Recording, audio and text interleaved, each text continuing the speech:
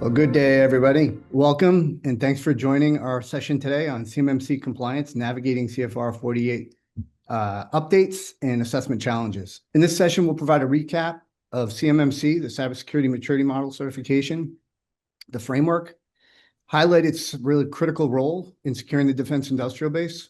We'll also walk through the final rule updates to CFR 48, the phased implementation timeline, and what it means for compliance efforts in 2025 and beyond. The session qualifies for 1 hour of CPE credit, so thank you for being here and investing your time on what we think is a very important topic. My name is Stevie Solo. I'm a partner at Cherry Beckett, one of the leaders in the information assurance and cybersecurity practice. I'll be one of your speakers today. I'm also pleased to introduce my colleague and co-presenter, Brian Kirk. Brian's a senior manager and a lead CCA in our information assurance and cybersecurity practice. Collectively, we worked on dozens of government contractor engagements, CMMC readiness and assessment types of engagements, and we're here to share not just what the rule says, but actually what this looks like in practice. All right, so let's dive in. CMMC is more than a compliance framework. It's really a strategic requirement. Every organization operating within the DIB, whether if you're store processing and transmitting controlled and classified information known as CUI, or federal contract information, it's going to affect you, right? So today's session is really around focusing on a few key areas. We're going to discuss what CMMC is and why it was created. We're going to cover the final rule, CFR 48, and its implications. We're going to unpack some common implementation challenges that contractors are experiencing right now. From there, we'll go into how to prepare for an assessment, and we'll give you some real-world strategies. We'll also discuss the state of the CMMC ecosystem. C3POs, numbers, assessors, and what it means for scheduling. Finally, we'll provide some actionable takeaways and a list of upcoming resources and events to stay informed. We'll walk you through the why, what, and how. So why CMMC matters, how it strengthens national security, what updates have been required, so including the 3 CMMC levels, the assessment expectations, the timeline, so on and so forth, and how to prepare through practical scoping, your proper system security plan, design and execution, and some of those assessment strategies. With the CMMC rule, CFR 32 being finalized last year, Q4 of 2024, which is really around the program itself, and then CFR 48, which is really inserting the CMMC program into the contract and acquisition process that's going into effect this month. There's no more real wait and see as it pertains to whether or not this is going to take effect. Many organizations have already started this process, and others need to begin it now if they haven't, in order to stay competitive in future DoD contracts. So this session was really designed for executive compliance officers, IT leaders, and program managers, anyone really who's responsible for preparing your business for the DoD cybersecurity requirements. So let's talk a little bit about why it's important. Cybersecurity Model Certification is a framework that was developed by the DoD to ensure that contractors and subcontractors in the DIB, the Defense Industrial Base, properly protect FCI, federal contract information, and for level 2 and above, CUI, controlled and classified information. You probably hear Brian and I say that a lot today. It builds upon existing requirements, so DFARS 7012 and the NIST 800-171 requirements have been around for quite some time. But it's really just putting some teeth into that through validation with assessments and certifications. It was created because the DoD realized that the 7012 self assessments and the self-attestations weren't really working. A significant number of contractors claimed full compliance with the standards, but then failed actual audits, which led to some implications with the FTC for false claims acts and other types of implications there that held folks accountable. So really it was designed to shift to introduce a level of trust and verification around meeting these requirements, and really to strengthen the posture and consistency across all levels of the DoD supply chain, or the Department of Defense supply chain. CMMC was introduced to really reduce cybersecurity risks, improve accountability and consistency, and again, strengthen national security through the supply chain. It's certainly important because the DIB is a frequent and prime target of nation state and criminal cyber attacks. Many organizations, especially small and mid-sized organizations, are vulnerable due to inadequate controls, poor scoping, reliance on outdated self-assessment practices, so on and so forth. So, it becomes critically important for organizations, to, even depending on the maturity, to be able to ramp up and stay standardized across the board.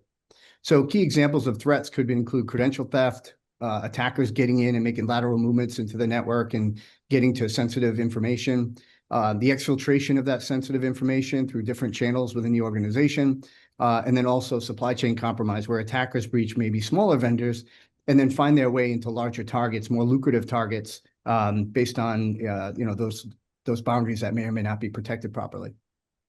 So the breaches in the CUI can result in loss of technological advantage, exposure of military capabilities, threats to service members and their missions, and widespread cyber intrusions into contractor networks, especially targeting CUI and controlled technical information, could have wide implications there.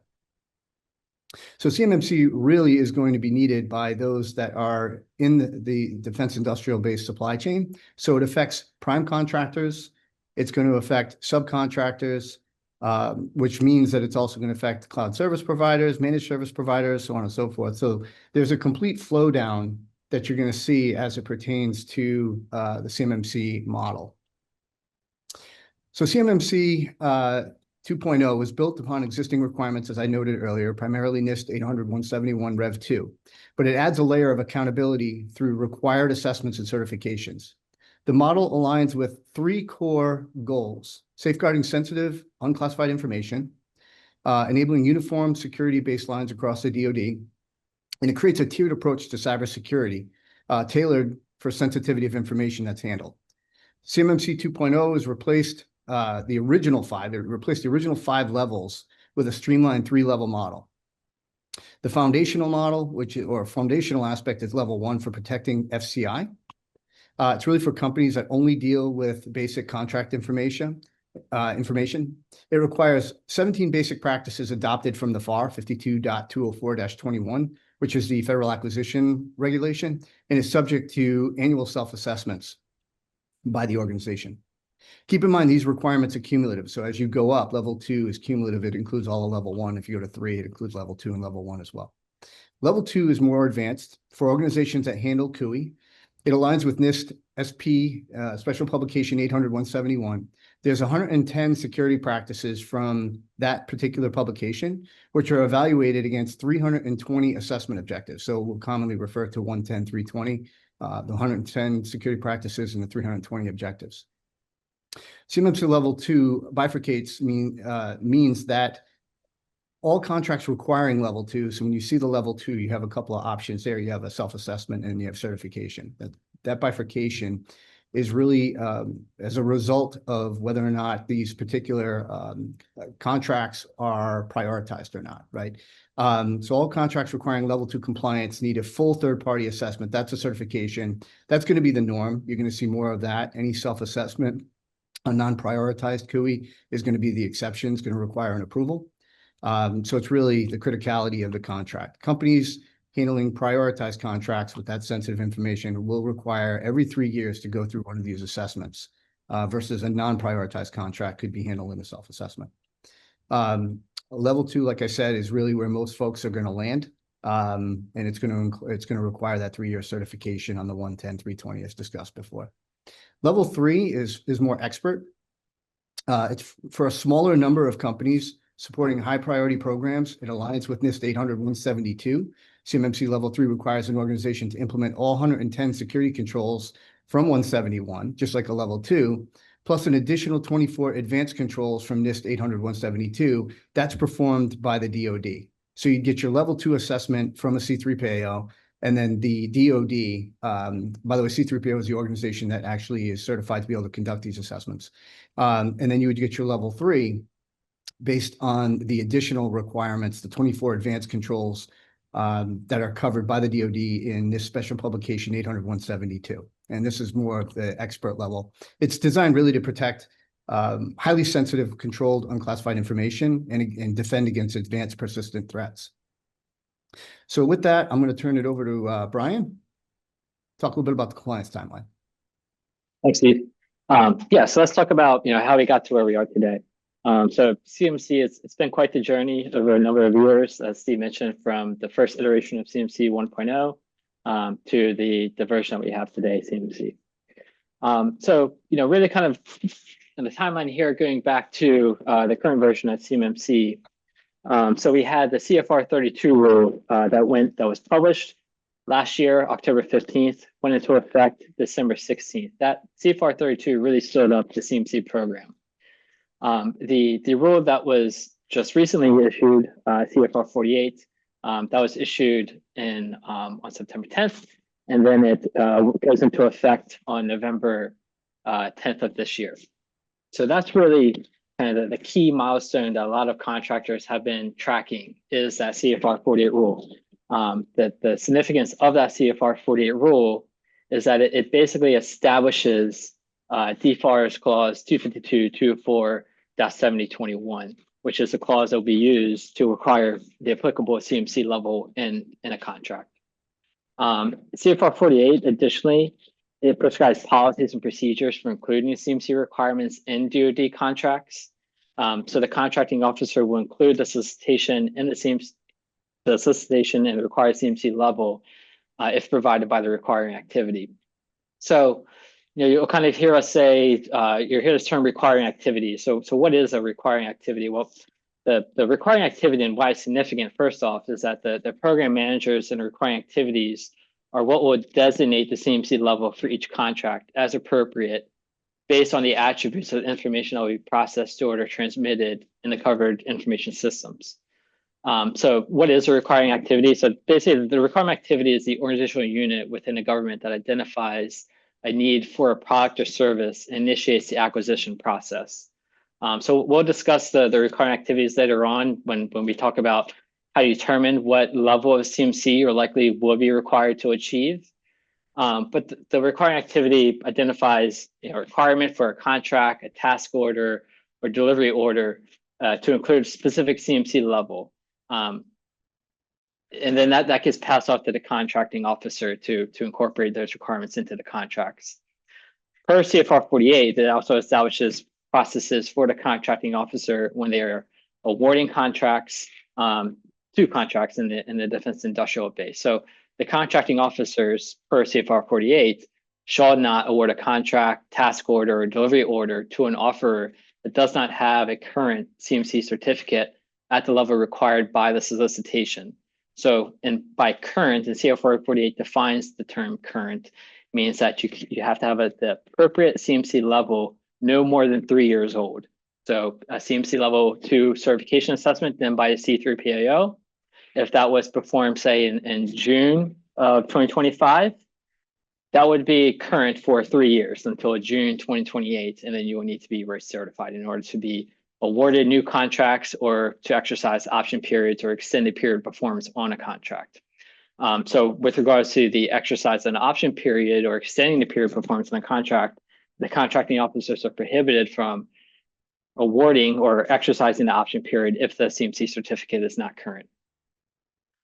So how will contracting officers determine if you have achieved the appropriate CMC level?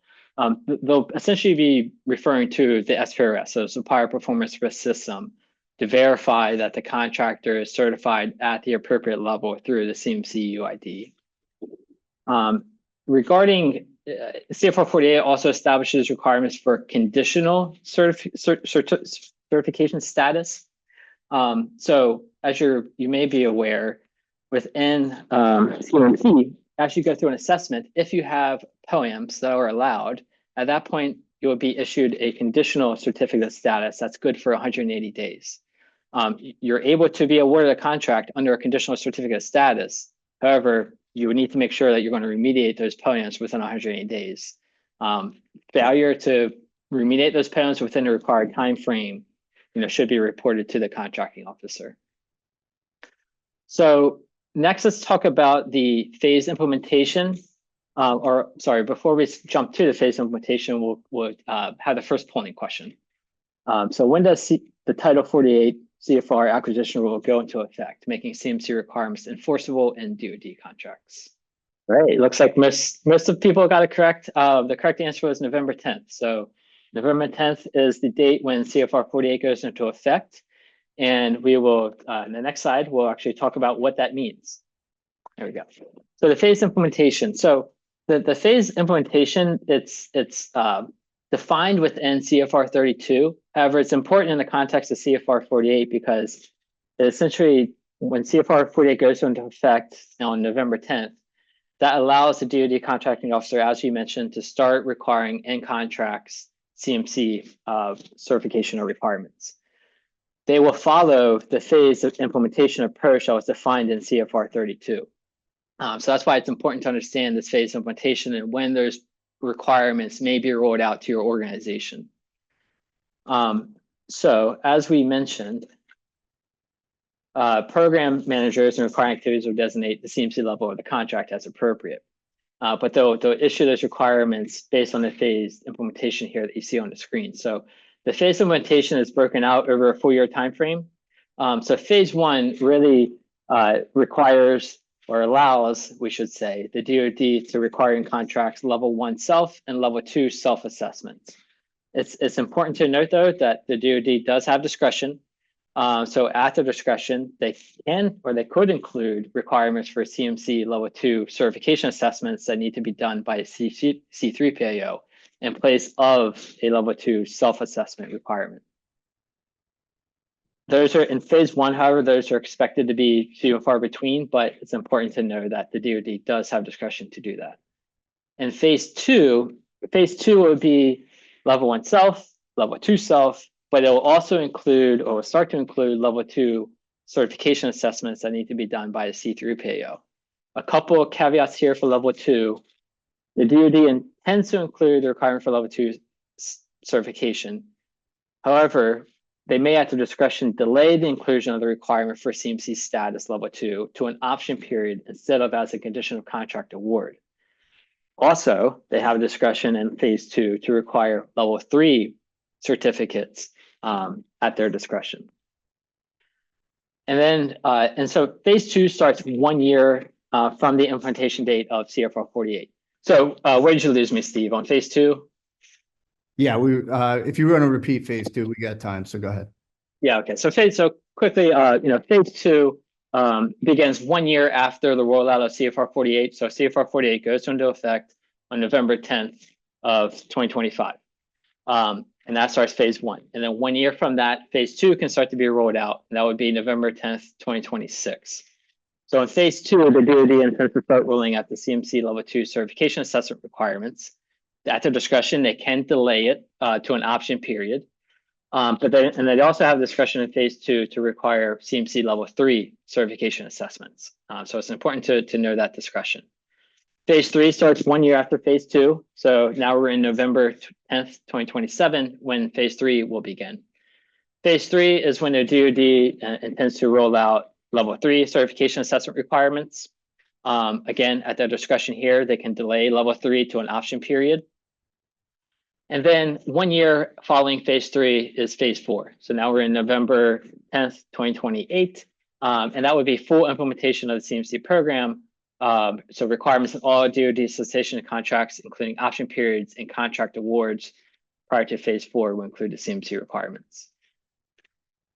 So with that kind of being the phase implementation, let's kind of talk about the breakdown or the estimated breakdown of how the DoD predicts that the CMC level requirements will roll out to contractors. Okay, so this is an estimated breakdown of how the CMC levels will apply to different entities. So this is taken from the CFR 48 rule. A couple of things about how the DoD derived or came to these numbers. So the DoD does not track the number of unique offers per award. So there's some assumptions that went into these numbers. So they're assuming there's 2 offers per solicitation on average.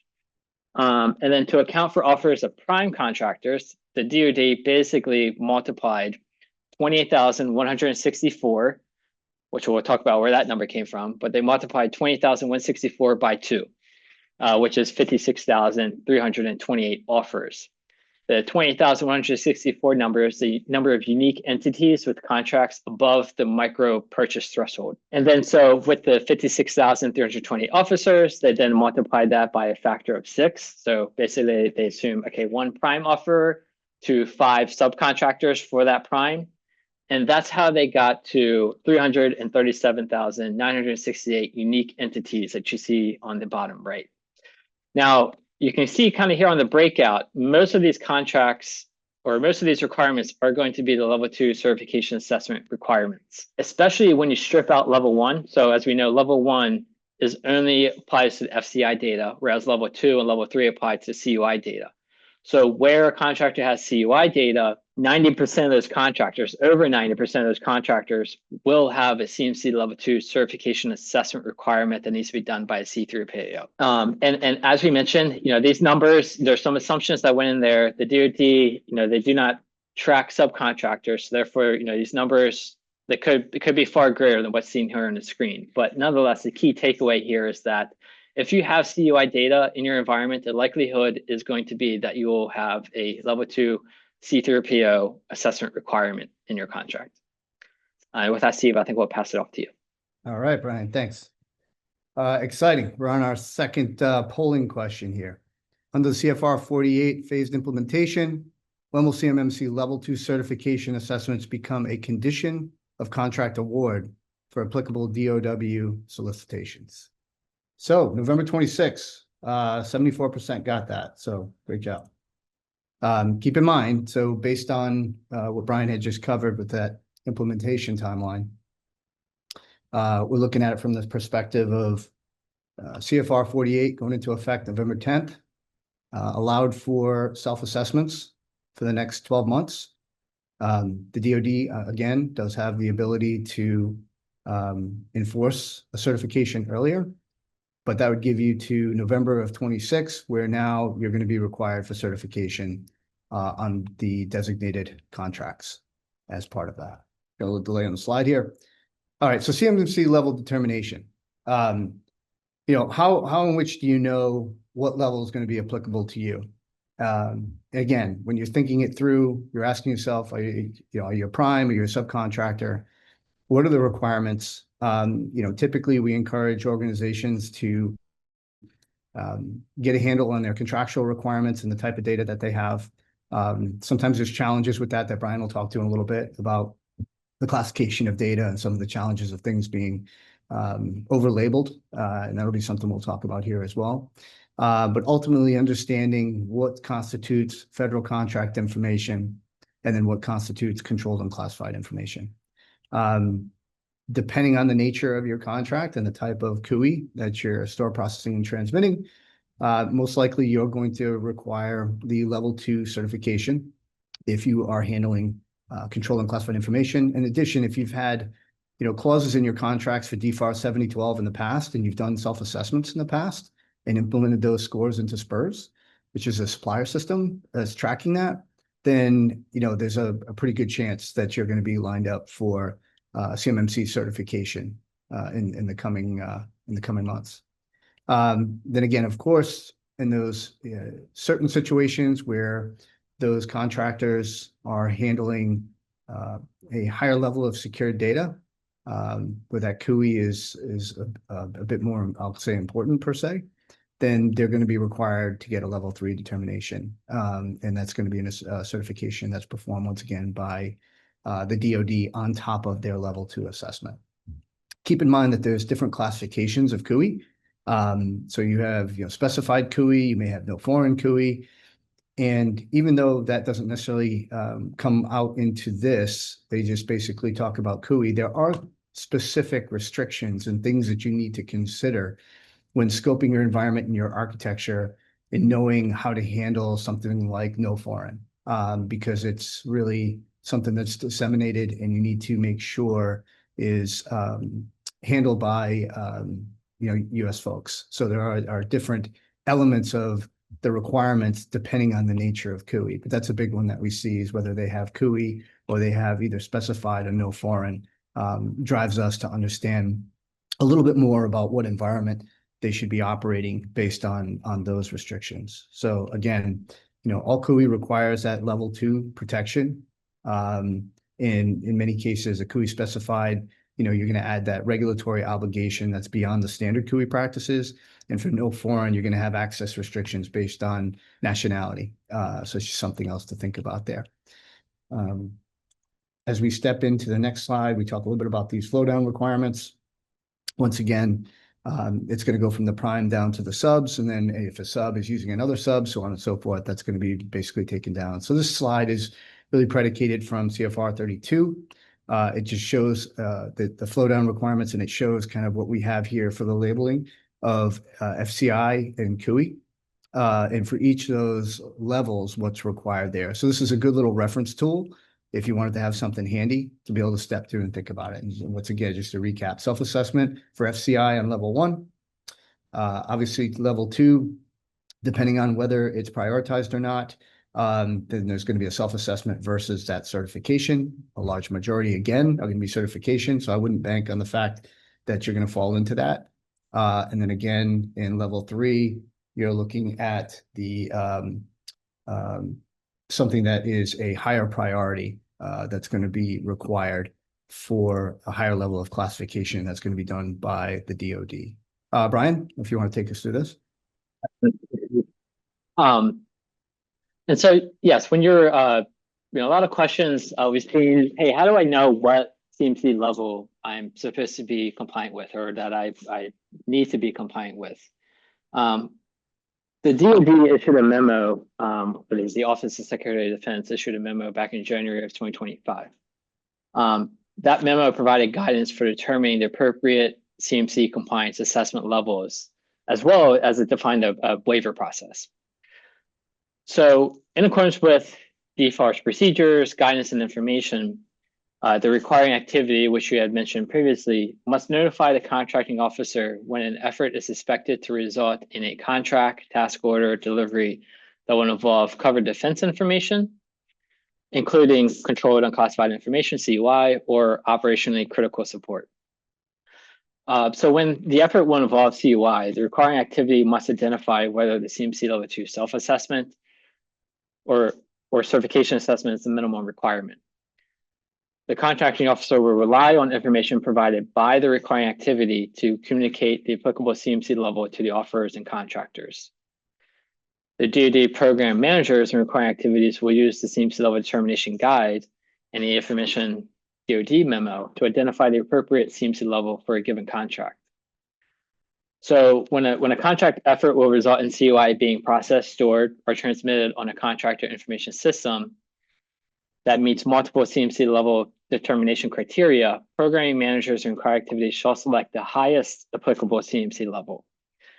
The guidance contained addresses the minimum required assessment levels. And so, for example, CMC Level 2 certification is the minimum assessment requirement for CUI categorized within the defense category. So you can see here on the screen, this was basically, if you go out to the CUI archives, it will categorize, you'll see there to be categories of CUI.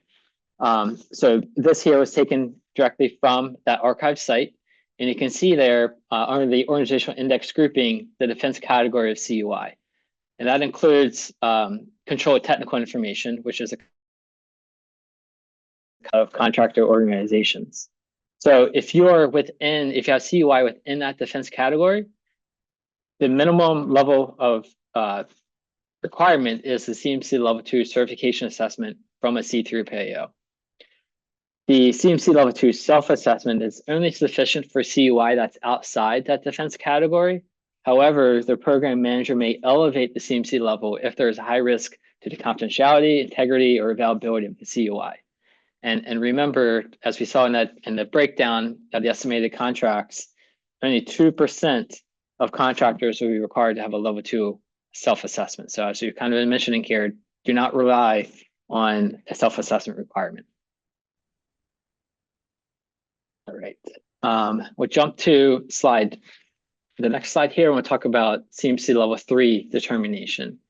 So CMC Level 3 determination is required to safeguard mission critical or unique technologies and programs associated with the following factors or scenarios. So if CUI is associated with a breakthrough or unique or advanced technology, maybe as an example, hypersonic weapons development involves breakthrough propulsion and materials technologies. CUI may include design specifications, testing data, performance metrics. That could potentially be a Level 3 requirement given its breakthrough, unique, components there. Sniffing aggregation and compilation of CUIs in a single information system or IT environment could lead to a level 3 requirement. And then ubiquity, when an attack on a single information system or IT environment will result in widespread vulnerability. And as we kind of found in the contractor flow breakdown, so if you have subcontractors, CMC level 3 is the one requirement where the flow down is a little bit different. So it in the previous slide, match 1-to-1. So hey, I have a level 1 requirement, and I'm flowing down FCI data to a subcontractor. That subcontractor has a level 1. If I have a level 2 self-assessment and I flow down CUI to a subcontractor, they have a level 2 self-assessment. But level 3 is if you have a level 3 requirement and you're flowing down CUI data to a subcontractor, that's the one area where it's different, where you only need to flow down level 2 C3PO requirements to your subcontractor. So that's one kind of important thing to keep in note there around the flow down requirements for CUI as it pertains to level 3. And I think we will pass over to Steve. Excellent. Thanks, Brian. So next polling question. Which CMMC assessment is required for contracts involving CUI under the Defense Organizational Index grouping? And while we're waiting, it's also important to note too, when you do go, if you do need a level 3 assessment requirement, as you mentioned previously, you need to obtain a level 2 certification assessment from a C3PO. One thing important to note is that level 2 assessment you get from a C3PO needs to be over the level 3 scope before you go to a DIBCAC assessment for level 3. So basically, before you go to DIBCAC for your level 3, you get your level 2 assessment over the level 3 scope. Then you go to DIBCAC and you say, hey, I have my level 2 certification based on the level 3 scoping guidance, and then you can move to your DIBCAC assessment. So just that one kind of caveat there around scoping, if you need a level 3 assessment, is critical. Excellent. Thanks, Brian. Results are in. Level 2 certification. So C is the correct answer there. Okay. So organizations typically, one of the things that we have found that yields the greatest success is a thorough readiness assessment. Now, that doesn't necessarily mean it has to be done by a third party. It could be done, organically amongst your teams. We would just encourage that organizations evaluate the competencies and the technical expertise, not just the cyber technical expertise, but also the knowledge around the CMMC program and some of the intimacies and nuances that are related to properly handling scoping and executing on those readiness assessments. So typically, a readiness process in many cases has a couple of different stages, and it can be a little bit of a longer process, depending on the maturity of the organization, whether they've been through something like this in the past. And I know they may be self-assessing, but to the rigor of what's expected for certification, they may have other types of certifications that they've gone through. Or they may have a mature organization with an internal audit group, so on and so forth. So every organization is different. But typically that process starts by engaging, and then also, after engagement, understanding, what's the timeline of the plan going to look like? What contractual obligations do they have? When these particular obligations come to fruition? Are they expecting to be bidding on contracts in a short period of time or something a little longer? And just understanding what that's going to take as far as the plan of execution. Then it really comes down to the nature of the information that they're going to be store processing and transmitting. And then thinking about a strategy. And in many cases, it's great to tie this into an overall business and technology strategy. We've seen folks who operate across many different commercial areas, but then they also have a small part of their business that's really, within the DIB. And once they started to digest the requirements and understood what it meant for them, made determinations that, maybe this wasn't going to be something they were going to sustain, while others went to the complete opposite, saw it as an opportunity to double down in that industry, and really just went a bit more aggressive into making sure that they could do what they needed to do in a short period of time so they could get a foothold and maybe a competitive advantage. So we've seen it in both sides. But again, that ties back into the organization's business and their technology strategy. We've also seen in certain cases where, as you started to get in and you look at some of the nuances in the scoping and understand the type of information, the flow and the asset classification, where folks have had to migrate their infrastructure or migrate their systems to environments that are compatible based on what's needed or compliant based on what's needed within the program. So these are things we'll talk about a little later, but it's important to kind of understand and digest what some of these requirements are. And that's typically part of that first element there, and just going through, meeting with the engagement team, understanding what's required, the project management scope, just how frequently we're going to meet, what type of oversight do you need, how involved are we going to get in helping them execution on remediation. And then basically, what are the touch points going to be, and how can we streamline that communication so that there's no delays in the execution of what they need for remediation. The second part there, after we start to go through that process, is really locking in on the scope, trying to understand the classification of the data, the flow of the data, the flow of the CUI. And like I said before, asset classification becomes very important, and understand the boundaries of your assessment and the specific rules around each of these different asset classifications.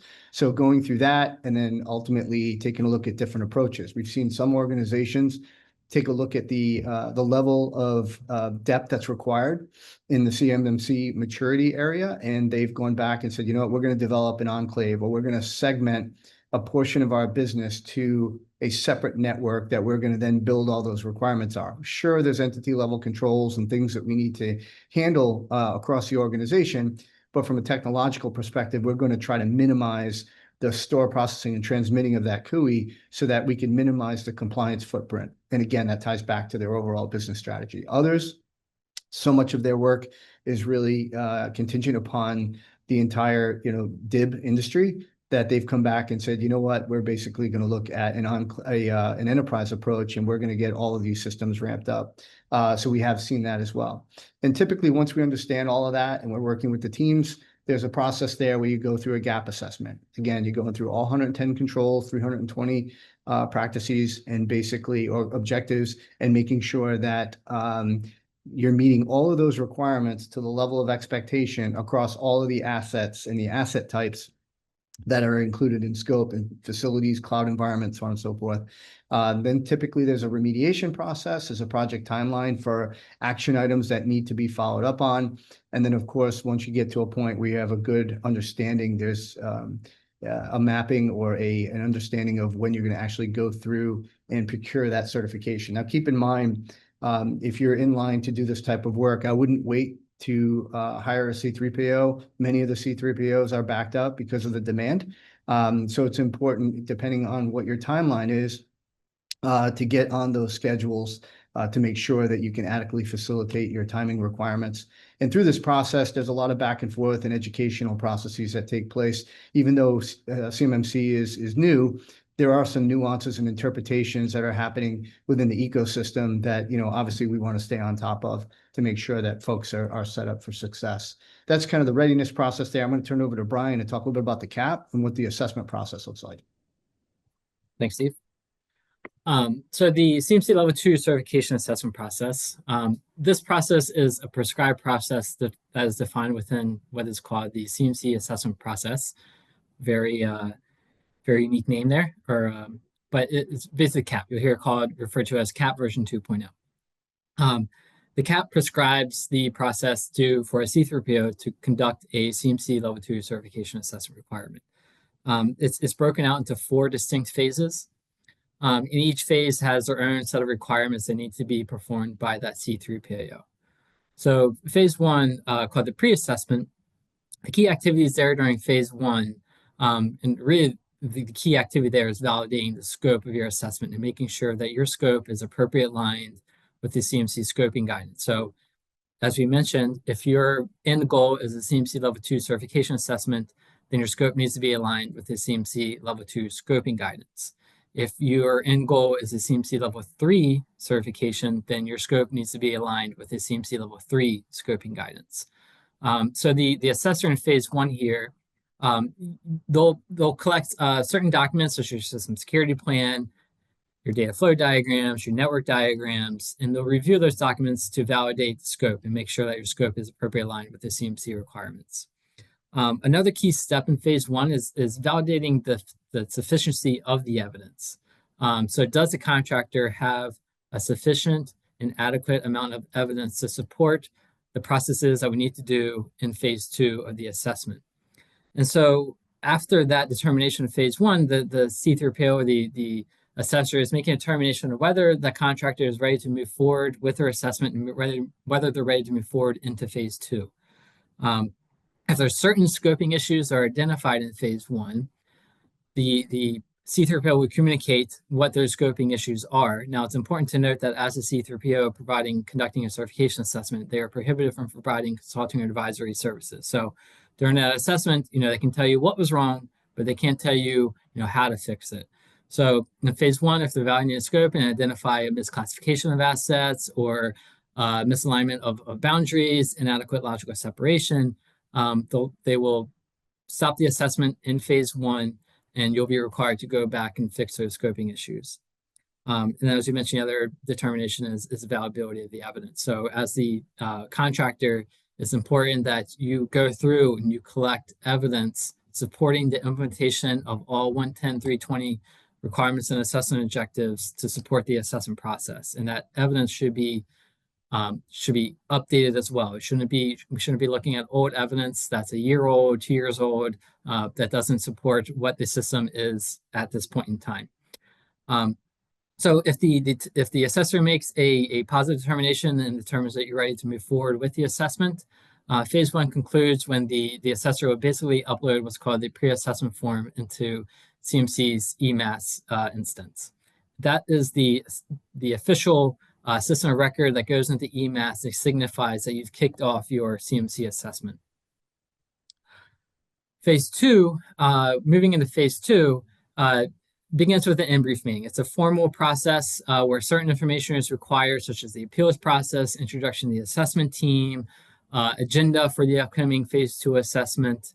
And then we really move into the phase 2 of the performing the assessment. So in phase 2, the assessor will perform certain procedures such as interviewing, testing, and examining against the CMC requirements and assessment objectives. They'll also will assess any external service providers or cloud service providers that you may have in the environment. There's certain requirements for external service providers and cloud service providers that are defined within the CAP and within the CFR 32. So if you are using external service provider, it has a certain definition within CFR 32. But if you're using a external service provider, they will be included in the assessment. Now, if they have a certification, a level 2 certification in hand, you as a contractor will be able to inherit the requirements from that ESP certification. However, there's still a level of participation from the ESP that needs to be required in the assessment. So the assessor is going to verify that ESP's customer responsibility matrix is up to date, for example, and aligns with the services that are being provided to the contractor. For cloud service providers, or before I move into cloud service providers, if your ESP does not have a level 2 certification assessment, they will be included and assessed as part of your assessment as if they're another arm of your company. So, if they're doing security monitoring, that security monitoring infrastructure and the environment that they're doing the security monitoring for is going to be included in the scope of your assessment and will be assessed as such. Now, cloud service providers, if you're using a cloud service provider to store, process, transmit CUI, that cloud service provider needs to be federate, moderate, or equivalent. And so the assessor will check whether that cloud service provider meets those requirements.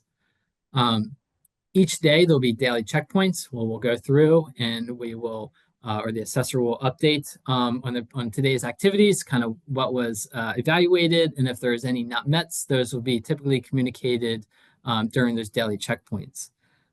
Phase 2, there'll be a quality assurance review. So a certified QA will perform a review of the assessor's work in phase 2. And that concludes phase 2. We move into phase 3. At that point, there's no reporting requirement before we jump into phase 2.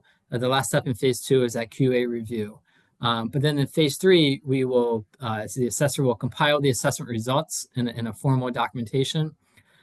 There's a secondary QA review over those assessment results, really making sure that the results that the assessor concluded with matches what was identified in the assessment before they get communicated to the contractor. The assessment results are communicated in a formal outbrief meeting. And that outbrief meeting and the communication of those assessment results is significant in that if you have identified POAMs that are allowed, that would kick off your 180-day POEM closeout window, where you, as the assessor, would need to document a POEM, remediate the POEM, and have it reassessed, which we'll talk about a little bit in phase 4 there. But phase 3 ends, the assessor would upload the assessment results into the CMC EMAS instance. And that would be an official record as well that would live in EMAS. So after the upload into EMAS, we move into phase 4. Phase 4, if no POEMs, it's quick phase. We issue your final certificate of status. If you do have POEMs that are allowed, as we mentioned, you will go into the 180-day POEM closeout window. You will be issued a conditional certificate of status. And then upon closing out and remediating those POEMs, you would then be issued your final certificate of status, and the assessment results, or the updated assessment results, will be uploaded into EMAS. So I think we'll pass it back over to Steve to go through a couple of challenges that we've identified. Excellent. Thanks, Brian. So for the sake of time, we'll certainly want to get through these. Just, typical pain points, challenges, things that we've seen on assessments. We've talked about some of these already, but just kind of going through the next couple of slides, and then we'll wrap things up. So one of the things that we typically see that's a problem is that logical segregation between CUI and non-CUI environments. So like I said, organizations that are trying to understand the scope and the boundaries have to have a real firm understanding of the flow of CUI in and out of their environment. Again, store, process, and transmit. And if they don't have that, it becomes very challenging. And in many cases, there's environments where they have that information blended into other systems and other environments. So actually being able to delineate and segregate that information in such a way that would allow them to carve a proper boundary, or just going with a complete approach to doing the entire environment, but you still have to understand how that data is flowing. So either way, it's going to require that type of knowledge. So the segregation between those environments needs to be physical or logical, and there's certain expectations of what constitutes logical. And I think that's typically a pain point for some organizations.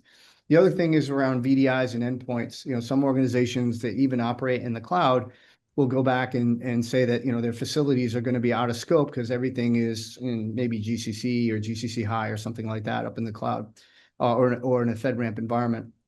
And then typically what you'd see is if they're bringing in, workstations, or if there's other systems that are in play, or mobile devices, there's typically the discussion on the scoping there. And if those mobile devices are in fact connecting through a VPN, or they're using a browser to access that CUI information, that is still potentially a controlled unclassified information asset. It's a CUI asset, mainly because the CUI is being rendered on that system in memory and potentially in Slack space and so on and so forth. So ultimately, it's constituted as a CUI asset, which could potentially bring in the scope of that environment, depending on the nature of those systems and how they're operating, whether it's a laptop or a desktop or something like that. So organizations have tried to navigate this by putting in VDIs and have proper endpoint protection and declaring like mobile devices and things like that. So those are some of the things that we typically see. Another tripping point is around external service providers and cloud service providers, and Brian kind of talked to this a little bit. But typically, the external service provider, when you think of an example of that, might be an MSP or an MSSP. If they're part of what needs to happen in order to help you manage your cybersecurity data or assets, then they're potentially going to be an ESP, which means they have to be included. Their practices are going to have to be in your system security plan. They'll have a system security plan. They'll basically be coordinating with you to deliver the actual assessment. So they'll participate, and they have to be willing to participate in the assessment. They'll typically have a shared responsibility where they'll declare what they do and you'll declare what you do as kind of a mutual effort. Those are all things that need to be considered when you're dealing with an ESP. And then a cloud service provider, if you're meeting the definition of cloud service, which is well defined in NIST, then it's going to require FedRAMP or FedRAMP equivalency if you're store processing and transmitting CUI. And this is to be operating on and maybe having to change subscriptions because of that. Again, there's usually controls that are related to what the cloud provider is doing, and then there's a list of controls that you would include in your system security plan as well, as far as how you're going to execute And typically they don't need to participate in the assessment like an ESP would. So you're inheriting certain aspects of that, but again, you have responsibilities around certain elements of what's shared to you. Making sure the system security plans are complete and accurate. That's another big one. Making sure all the assets are covered and properly classified. We've seen where organizations have just tackled 110 control requirements, the practices, and have not gone into the assessment objectives. That's a big one that I would say making sure folks are paying attention to. And then certain interpretations within the standard where it specifically says defined, specified, or identified. That means formal documentation. So if it's not formally documented, you're going to have a gap. Having, again, those data flows and those network diagrams are going to be really important. And then if you're classifying your assets incorrectly, because of the nuances related to how you handle networks and environments around those assets, the next ones, and then bring us through for some of the assessment readiness tips, and we'll close this out. Yeah, absolutely. So one of the big issues or question marks that a lot of contractors have is identifying CUI data that they have in their environment. Certainly recommend working with your legal counsel in reviewing your current contracts and putting your best foot forward and identifying CUI per those contracts. This is certainly a process that needs to involve legal. But however, information is CUI if the DoD says it's CUI. So it's the DoD's responsibility to identify CUI per the contract. If you get data that you suspect might be CUI, but not labeled accordingly, you still need to go to the DoD or contracting officer and ask if it's CUI. Once you know information has been designated as CUI, you then have a responsibility to mark information as CUI. So contractors encountering CUI that is unmarked also have a responsibility to go to the contracting officer and determine if it's CUI, as you mentioned.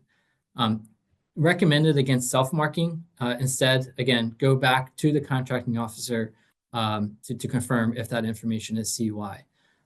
If the contractor expects information to be CUI, then it's important to know that you can't send that information to anyone that isn't authorized to receive CUI.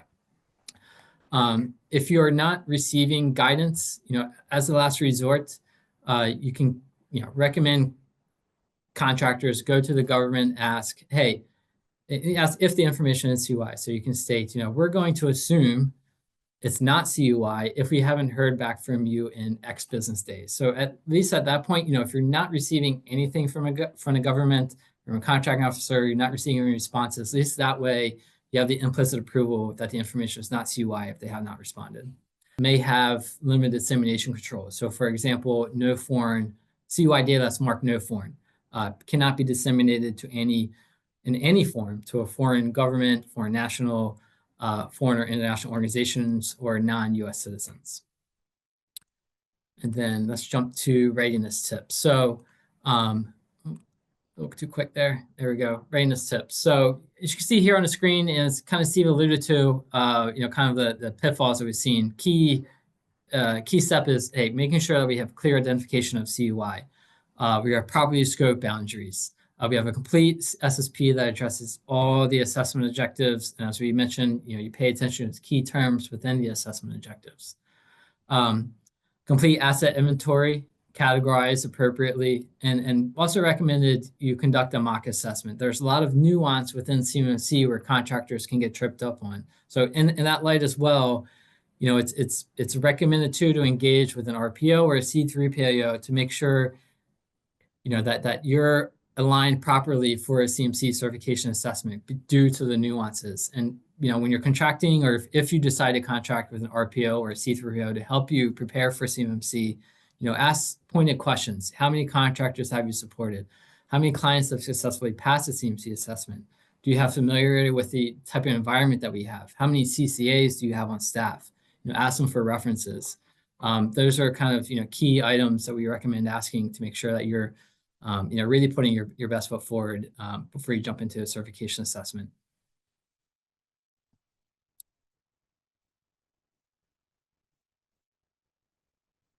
And then our last polling question here. Would you like to be contacted by Chair Becker for help with CMMC?